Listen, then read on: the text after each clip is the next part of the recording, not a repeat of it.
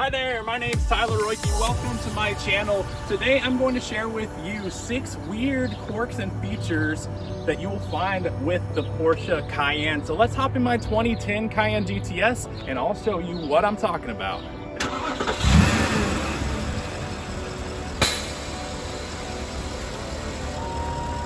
Before we get started with the video, do me a favor, hit the subscribe button so that I may include you on my car journey in the future. All right, so quirks and features, you may be familiar with that term. I'm not the first person to use it. Quirks and features. But the Cayenne is a car that has a lot of features, and some of them are pretty easy to overlook and even not figure out, such as number 1 is the steering wheel light controls. So there's 2 buttons behind the steering wheel, and those buttons are not to shift the car as the Tiptronic shifters are on the front, and you have one on the left and one on the right, and they shift up and down like you would expect. So you can do that with your left hand or your right hand. However, there are 2 buttons behind the steering wheel, which for the longest time I had no idea what they did. But one night I was driving down the road and it was dark outside, and I happened to curiously press those buttons once more, and I realized they control the steering wheel lights. So these buttons actually have lights, which you will kind of take it for granted if they're switched on, because it's not really something you think about. But if you hit either the left or the right button behind the steering wheel controls at nighttime, you'll realize they turn on and off all the lights on the steering wheel. So that's feature number 1, is the steering wheel light controls that are hidden behind the steering wheel. Number 2 is the automatic steering wheel and seat adjustment when you enter and exit the vehicle, which I didn't even know that the Cayenne could do this. Some cars I've been in will do this, you know, other luxury cars, but the Cayenne actually has a button down here where if it's selected, the steering wheel and the seat will adjust to help try to accommodate you entering and exiting the vehicle more easier. So we'll scoot the seat back, lift the steering wheel up, and give you a little bit more space to get out of the vehicle. And once you enter back into it, it will adjust it back to your driving position.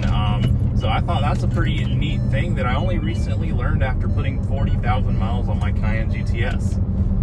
Number 3 are the hidden compartments. I mean, fun fact, as big as this Porsche is, it does have a couple of hidden compartments, which might not surprise you. But one's in the rear cubby area. There's a cubby in the trunk where you remove the plate there, and there's actually a solid amount of space to throw something into. I'm a real estate professional, so I've used it to keep lock boxes in the past. You can fit a few lock boxes in there, which is kind of nice. Keeps them hidden away somewhere clean and tidy.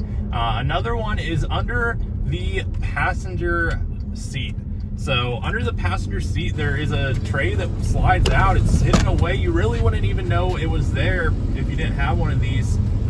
Prior to this, I had a 2005 Audi A6, and it had something similar, and that's kind of how I knew to even look for it. But I was surprised to find that the Cayenne actually had one of those compartments too, and the one in the Cayenne's a good enough size to perhaps keep a concealed carry. It's a pretty neat thing that you probably wouldn't expect would normally be under a passenger seat, but it is in the Cayenne. The 4th thing is being able to roll down the windows from the outside of the vehicle. I mean, if it's a hot day out, you're just walking up to the car, especially black on black in Texas, it's going to get as scorching as it can get here, but you can actually roll down all the windows and the sunroof from the outside by sticking the key into the driver's side door and turning it as if you were going to unlock the vehicle. Sometimes you have to do it twice, but if you hold it in that position, it will open up all of the windows for you while you're standing outside the vehicle. It can air out and decrease the temperature before you hop inside.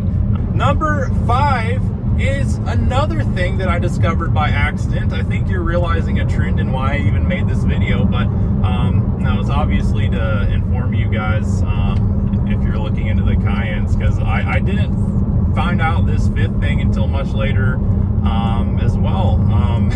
40,000 miles later. I was using the headlight washers at one point, and I held it down for an extended period of time. My window was very dirty, and I saw a burst of water come up and hit my headlights, and it occurred to me, you know what?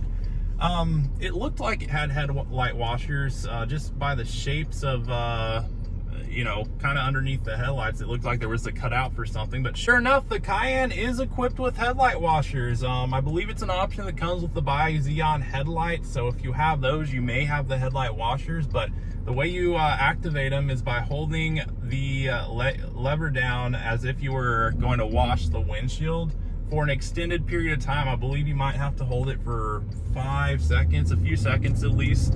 And from what I read in the owner's manual, because I just looked at that, it says that it only works every so often as far as the cycles go. So for one, that low beam or high beam headlights have to be on for it to work, and then it only works every 5 cycles according to the owner's manual. So that's kind of interesting.